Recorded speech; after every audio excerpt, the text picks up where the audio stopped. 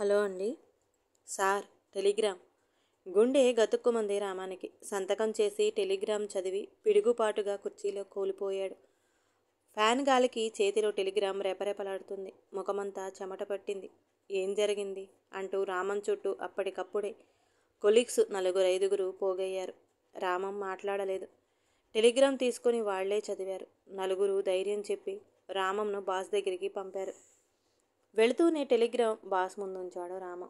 వెంటనే బయలుదేరి వెళ్ళు అని టెలిగ్రామ్ మీద పేపర్ వెయిట్ ఉంచుతూ అన్నాడు బాస్. లేచి నిలుచుని వస్తున్న దుఃఖాన్ని బలవంతంగా ఆపుకుంటూ బయటికి నడిచాడు. సరాసరి బస్టాండుకు వెళ్ళి బస్సు ఎక్కాడు. మరో 10 నిమిషాల్లో బస్సు బయలుదేరింది. రామం దేన్నో ఆలోచించకూడదని విశ్వ ప్రయత్నం చేస్తున్నాడు.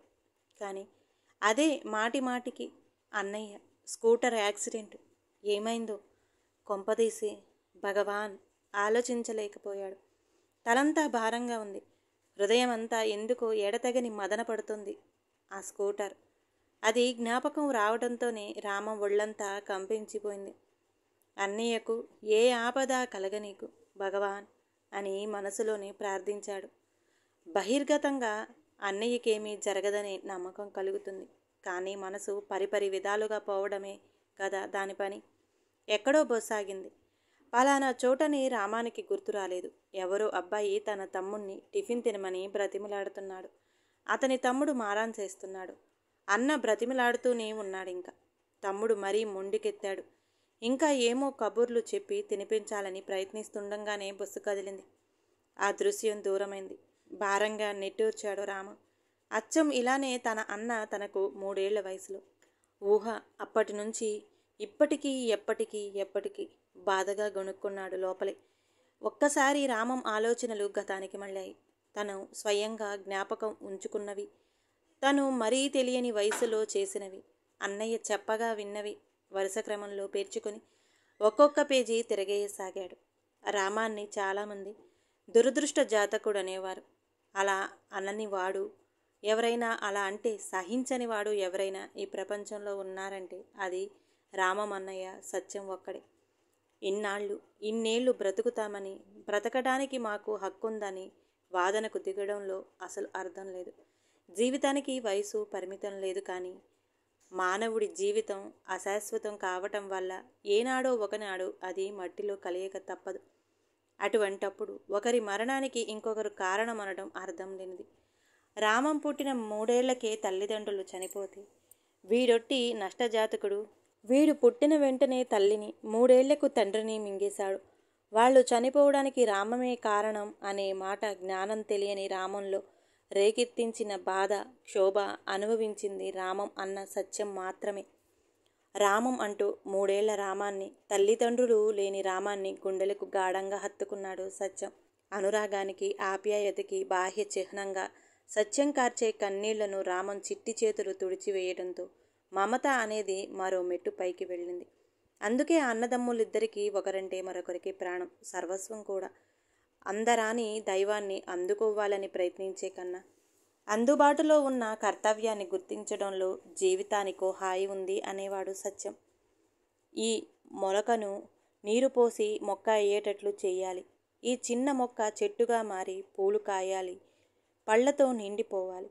ఆ బాధ్యత నాదిరా రామం అని మరోసారి హృదయానికి బలంగా హత్తుకున్నాడు రామాన్ని సత్యం.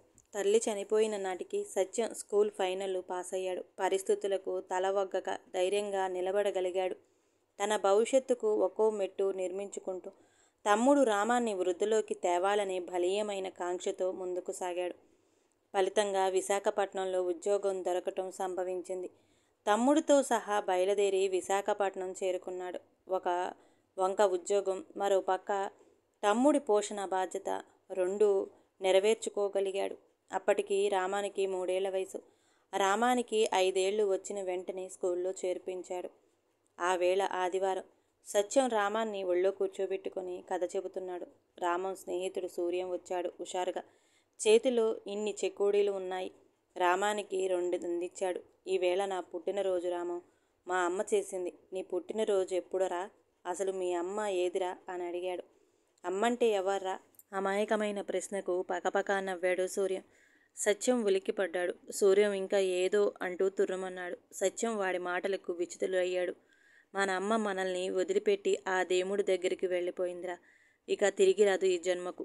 మనకి అమ్మ ప్రేమను ఆస్వాదించే అదృష్టం లేదురా తమ్ముడు అని ఆ తెలిసి తెలియని జ్ఞానంలో ఉన్న పసివాడికి ఎలా చెప్పగలడు తను? ఏడుస్తూ, ఎందుకురా అన్నయ్య? అమ్మ లేకపోతే పోని, నాకు నువ్వున్నావుగా. రామం మాటలకు సత్యం పూర్తిగా కరిగిపోయాడు. ప్రేమించగలగడంలోనే శాంతి ఉంది. ఆ ప్రేమ రామానికి అమ్మలేని లోటును భర్తీ చేస్తే నాకది చాలు అని ఆ వేళ డైరీలో రాసుకున్నాడు సత్యం. రామం 4th ఫారంలో ప్రవేశించాడు. ఆ ఏడే సత్యానికి పెళ్ళైంది. ఒరే తమ్ముడు, చూశావా, నీకు అమ్మను తెచ్చాను అన్నాడు సత్యం రామంతో ప్రేమగా. అవునన్నయ్య, వదినను చూస్తుంటే నాకు అమ్మ దగ్గరే ఉన్నంత హాయిగా ఉంది అని రామం అన్నాడు. సత్యం సంతోషానికి అవధులు లేవు. తర్వాత రామం కాలేజీ చదువులు మొదలైంది. సత్యం పార్వతులకిద్దరికీ కూడా రామం అంటే ప్రాణం. వాళ్ళ సమక్షంలో తెలియని ఆనందాన్ని, అనుభూతిని పొందగలిగాడు రామం. జీవితంలో పొందవలసిన దానికంటే పొందుతున్నదే రామం జీవితానికో కొత్త ఉత్తేజాన్ని కలిగించింది. అభిమానం పంచి ఇచ్చే వదిన, తనను ఆప్యాయతో ఆదరించే అన్నయ్య. నా జీవితానికి ఇది చాలు. దీన్ని ఇలానే శాశ్వతం చెయ్యి భగవాన్. ఎన్నోసార్లు రామం భగవంతుణ్ణి ప్రార్థించాడు. మనిషిని చెడు ఎంత త్వరగా ఆకర్షిస్తుందో అంత ఆలస్యంగా వదిలిపెడుతుంది. కాలం గడుస్తున్నప్పుడు, వెర్రితలలు వేసే కోరికలు ఉద్భవించినప్పుడు, ఏదో కొత్త ఆనందాన్ని అనుభవించేద్దామనే భావన కలిగినప్పుడు, ఆ బలహీనతల వల్ల కొన్ని అలవాట్లు సహజ జాడ్యాలైపోతాయి. దాన్ని సావాస దోషం అనడం కంటే మన హృదయ దౌర్బల్యం అంటేనే బాగుంటుంది. రామానికి సిగరెట్టు అలవాటవ్వడం చిత్రమైన అసహజం కాదు. కారణం అతని బలహీనతే. ఓనాడు మధ్యాహ్నం 3 గంటల వేళ దర్జాగా సిగరెట్టు కాలుస్తుంటే అనుకోకుండా అన్న సత్యానికి దొరికిపోయాడు. చేతిలోని సిగరెట్టు నేల మీద పడింది. కాలి చెప్పుతో దాన్ని నలిపి పొడి పొడిగా మార్చాడు. ఆ వేళ అన్న ముఖం చూడటానికే సిగ్గుపడిపోయాడు. అభిమానపడ్డాడు. జంకాడు. రామం ఉలికిపడ్డాడు. పుస్తకాల్లో తలదూర్చి కూర్చున్న రామం రోజు భోజనం చేసే సమయం దాటిపోయినా రాలేదని సత్యమే పిలవాలని రామం గదిలోకి వెళ్ళాడు. ఒరే రామం, నేనేం చేశాననిరా నా మీద ఇంత కోపం? నాకేం కోపం లేదన్నయ్య. మరి నసిగాడు రామం. భుజం మీద ఆప్యాయంగా చెయ్యి వేసి దగ్గరికి తీసుకుని, చూడు రామం, నువ్వు చేస్తున్న పని తప్పని నీకు తెలుసు. అయినా ఆరోగ్యాన్ని నాశనం చేసే ఈ సిగరెట్టు ఎందుకు కాలుస్తావురా? నీ ఆరోగ్యం పాడవదు. నువ్వు బాధపడితే మేం సహించగలమట్రా. నా మీద కోపమొస్తే చిన్నప్పుడు నాకు సరదాగా లెంపలేసేవాడివి. ఇప్పుడు కూడా నా మీద కోపమొస్తే నన్ను దండించు. అంతేగాని ఈ సిగరెట్టు కాల్చకురా అన్నాడు సత్యం. సత్యం మాటలెంత సున్నితమైనవో అంత బలంగా రామం గుండెలో నాటుకున్నాయి. అంతే. ఆ తరువాత రామం సిగరెట్టు కాలుస్తుండగా ఎవరూ చూడలేదు. రామం పియూసీ పాసైన వెంటనే ఉద్యోగ ప్రయత్నం చేద్దామనుకున్నాడు. అన్నా వదినలు తన గురించి, తన చదువు గురించి పడుతున్న కష్టాలు చూసి మంచి మార్కులతో పాసైన రామం అన్నా వదినల ప్రోత్సాహంతో బిఈలో చేరవలసి వచ్చింది. సీటు కూడా ఆంధ్ర యూనివర్సిటీ విశాఖపట్నం క్యాంపస్లోనే అవడం సత్యానికి కొండంత ధైర్యాన్ని ఇచ్చింది. డే స్కాలర్గా ఇంట్లోనే ఉండి చదువుకోవడానికి అవకాశం ఉండటం వల్ల నా తమ్ముడు గొప్ప ఇంజనీరు కావాలిరా, నేను పలానా ఇంజనీరుకు అన్ననని చెప్పుకోగలగాలి గర్వంగా. నా తమ్ముడి కారులో అందరం కలిసి తిరుపతి వెళ్ళి రావాలి అని అంటుండే సత్యం రామంతో. సత్యం నిజంగానే గర్వపడేవాడు. ఒరే తమ్ముడు, చూడు, చివరి క్షణాల్లో అమ్మకేం చెప్పానో తెలుసా? నిన్ను ఓ పెద్ద ఇంజనీరుని చేస్తానని. లేకపోతే అమ్మ నన్ను కోప్పడదు. రామానికి 3 ఏళ్లప్పుడు భుజాలకెత్తుకొని ఎలా ఆలోచించాడో ఇప్పుడు అలాగే ఆలోచించాడు సత్యం. ఫలితంగా రామం బిఈలో చేరాడు. 5 ఏళ్ళు 5 రోజుల్లా గడిచిపోయాయి. కృషి ఫలితం లభించింది. సత్యం కలలు పండాయి. రామం ఇంజనీర్ అయ్యాడు. మంచి మార్కులతో రామం పాసైన రోజు ఆ దంపతులు పొందిన ఆనందం వర్ణనాతీతం. వారిలోని మమతానురాగాలు మరింత గాఢంగా పెనవేసుకున్నాయి. రామం రాజమండ్రిలో ఇరిగేషన్ డిపార్ట్మెంటులో జూనియర్ ఇంజనీర్గా జాయిన్ అయ్యాడు. జూనియర్ ఇంజనీరింగ్గా పనిచేస్తున్న రామానికి ఓ ఆలోచన వచ్చింది. తన అన్న వదినలకు ఏదైనా విలువైన వస్తువు కొని బహుకరించాలని. ఆ కోరికను నెరవేర్చుకున్నాడు రామం 2 ఏళ్లలోనే.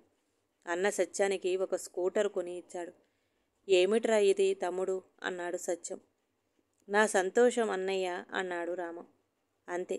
ఆనాడు వారిద్దరి మధ్య జరిగిన సంభాషణ హృదయాలు మాత్రం మూగగా ఆనందిస్తూనే ఉన్నాయి. ఏదైతే తనను ప్రాణప్రదంగా పెంచిన అన్నయ్యకు తాను బహుకరించాడో అదే ఈనాడు తన అన్నయ్యను ప్రమాదానికి గురిచేసింది. అన్నయ్యకు ఆ అమృతమూర్తికి ఏమైందో. ఒక్క కుదుపుతో బస్సు ఆగింది. రామం ఆలోచనలకు కూడా బ్రేక్ పడింది. నీరసంగా కళ్ళు విప్పాడు. కానీ రామం కళ్ళకు ఇంకేం కనిపించటం లేదు. అన్నయ్య, స్కూటర్, వదిన, బాబు. రామం హృదయం కీడు శంకిస్తుంది. ఎదురుగా లీలగా ఏదో ఆకారం. వదినదే. అవును, వదినదే. అబ్బా, అదేమిటి?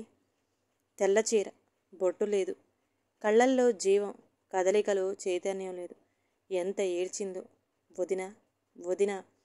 స్త్రీగా జీవితంలో సర్వస్వం కోల్పోయిన వదిన. మరో ప్రక్కగా అన్నయ్యదే ఆ ఆకారం. అవును, రక్తం మడుగులో అన్నయ్య శరీరం. ఆ ముఖంలో చిరునవ్వేది. నన్ను పలకరించేటప్పుడు తెల్లగా మెరిసే పలువరసేది. అయ్యో అన్నయ్య. మట్టిలో అన్నయ్య. దూరంగా పడి ఉన్న స్కూటర్ ఎంత దారుణంగా ఉంది చూడటానికి. చితి మంటలు అన్న శరీరాన్ని కాస్త జాలి లేకుండా కాల్చి భస్మంగా మారుస్తున్నాయి. భగవాన్. ఇంకో పక్కగా నాన్న ఎక్కలికి వెళ్ళాలమ్మా. ఇంకా లాల. అంతమంది ఎందుకు ఎత్తుకుపోయాలమ్మా చెప్పవు. బాబు ప్రశ్నలకు సమాధానం చెప్పలేక ఏడుస్తున్న శోక దేవత వదిన. కండక్టర్ ఊరికే అరుస్తుండటంతో తెలివి వచ్చింది రామానికి.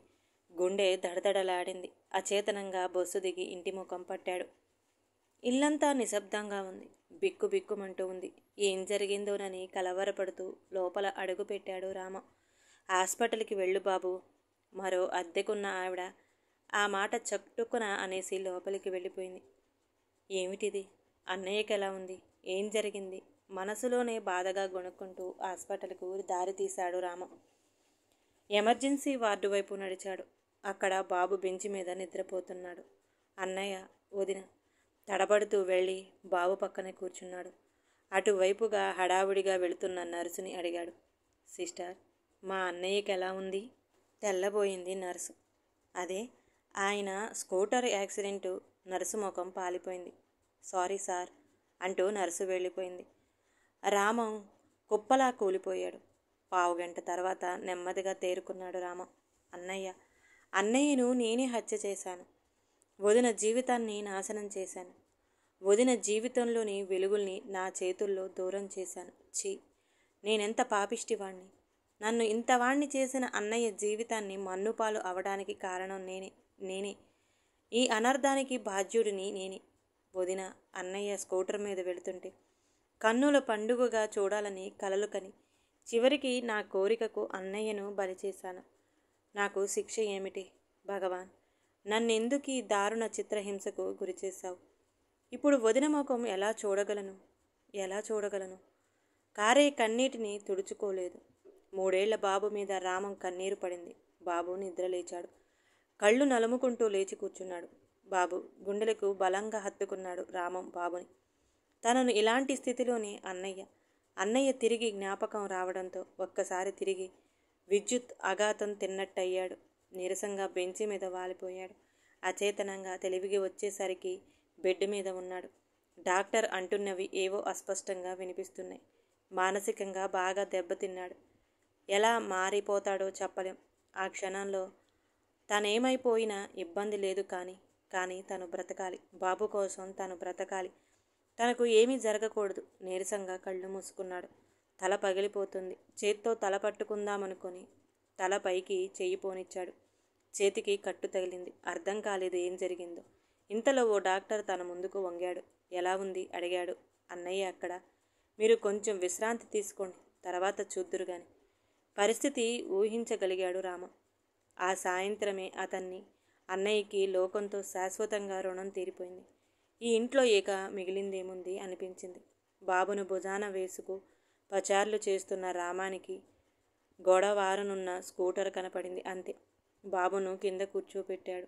ఇంట్లోకి వెళ్ళి కిరసనాయిలు తెచ్చి దానిమీద పోశాడు. అగ్గిపుల్ల వెలిగించి కసిగా నవ్వుకున్నాడు.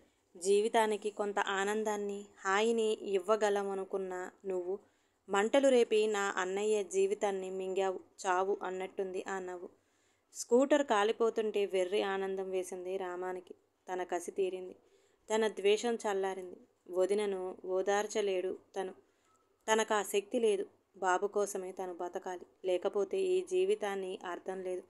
వదిన ఎక్కిళ్ళు లోపల నుంచి వినిపిస్తున్నాయి. ఏమీ చెయ్యలేని రామం స్థాణువులా నిలుచుండిపోయాడు. తమ్ముడు, ధైర్యం తెచ్చుకో. వదినను బాబును చూసుకోవలసిన బాధ్యత ఇక నీదే అని స్పష్టంగా అన్నయ్య చెబుతున్నట్టు అనిపించింది. బాబునెత్తుకుని లోపలికి నడిచాడు. కాదు, బాబు భవిష్యత్తును భుజాన వేసుకుని.